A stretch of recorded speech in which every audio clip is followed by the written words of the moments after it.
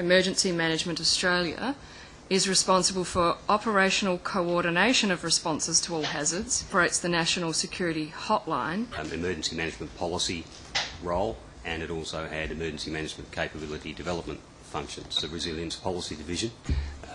In the former EMA, established an internal task force, an agency task force from within EMA, relevant policy people and capability people, and puts in managing the process of the warning systems. Emergency Warning Systems Working Group? No, it's not. It's an internal task force that actually supported that working group.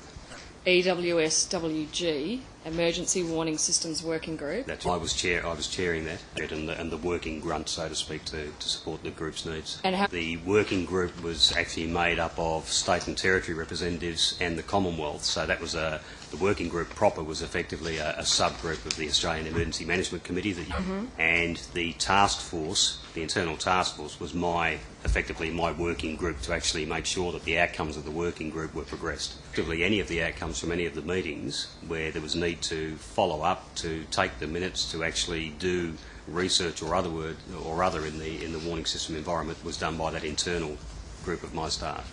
But have they had any landmark outcomes, any papers, documents? No, the task force wouldn't have, because the task force, as I said, is just a support group to the working group. It's because the warning system work is about the development of the policy and Emergency Management Australia. Okay. Australian Emergency Management Committee meeting. It has the Council of Australian Governments, commonly known as COAG. Note MCPEM-EM. That's the Ministerial Council for Police and Emergency Management - Emergency Management. Why are the words emergency management repeated? Because there's actually the Ministerial Council for Police and Emergency Management has two sub-elements of it. One, there's a body called MCPEM. Yes. And a body called MCPEM-EM. That's right. Then there's the Australian Emergency Management Committee.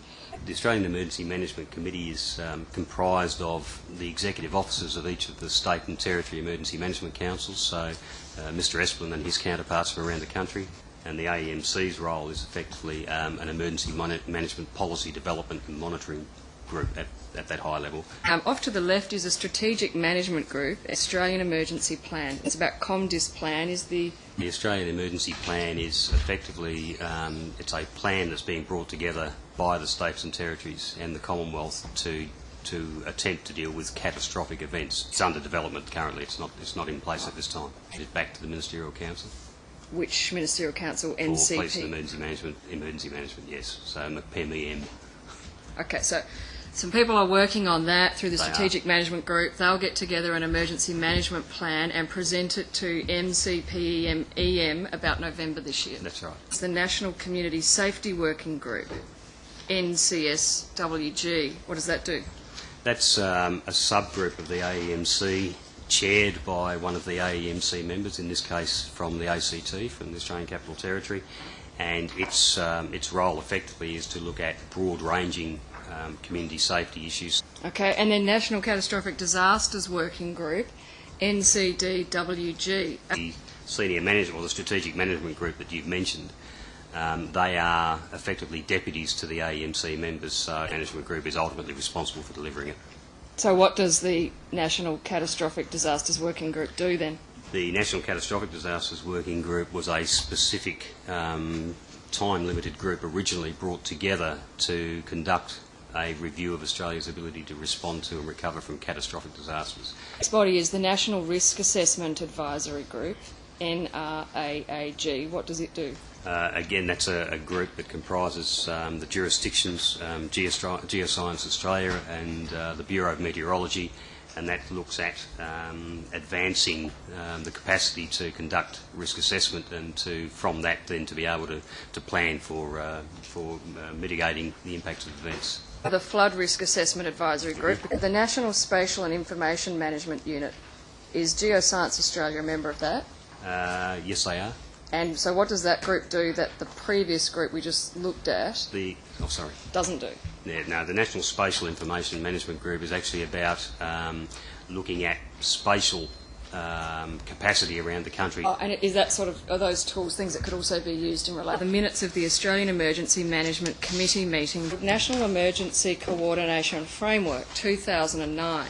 It was a discussion in the AEMC about the potential need for a national incident management system. The AIMS incident management system is currently used by many agencies across the country operationally on the ground. There's high-level coordination centres across the country using same sorts of terminology, same sorts of structures when they're responding to events. The NCTC, another National acronym you can Counter-Terrorism find in the Committee. aid memoir, National Counter-Terrorism Committee, subsequently reviewed AIMS and NIMS and other systems and developed the NCTC Incident Command and Control System. In 2007, MCPEM-EM resolved to develop a single incident management strategy. Is this essentially a draft of the attempt to do that? That's what that is. Try and bring them together into one common operating system and to have the operations centres above using it as well. Why does the Commonwealth need this? What? It's not that the Commonwealth needs this. It's, as I said, the AEMC is a national high-level group, so therefore it's a nationally agreed need. Framework summary concepts. It operates within the arrangements, structures and legislative framework at state and territory and national level. So they are operating within the AIMS ICS structure. The Emergency Management Australia Incident Management Facility, a computer-based system, so a system called Noggin, which effectively is the operating system that we use. It's not necessarily the same as any other jurisdictions, but it doesn't have to be because it doesn't talk to their systems. It's a web-based application. So a web-based product is in use at the moment that can't talk to the state systems? Because it doesn't have to talk to the state system. The Attorney General's Department Coordination Centre, AGDCC, what's that? That's another part. So the Coordination Centre is a 24/7 staffed centre, again within my building, that effectively is a monitoring centre of everything that's going on around the country in relation to emergency management or counter-terrorism type issues. They monitor news channels, they monitor all sorts of information that's being moved around. Their role specifically in monitoring that is to identify any potential issues in which the Commonwealth may either have an interest or might need to get directly involved with. It's also a point where state agencies can actually draw information from. So, for example, in the swine flu issue that we have at the moment, there are situation reports and so on that have been developed by my organisation. Access through the AGDCC those situation reports. Okay. So it's a situational awareness centre. So the AGDCC and the IMF are physically in the same building? They are. They're actually right beside each other. Well, the AGDCC, as I said, is ongoing 24 hours a day anyway, so it's always active. The IMF was actually active ongoing at that stage. It says this is coordinated through the National Emergency Management Coordination Centre, and indeed the photo seems to depict people sitting in that centre. Does that still exist? No, that is the IMF now. Okay, so this NEMCC is now the IMF. Exactly, same facility, same people, same business, but just under a different name since we've restructured.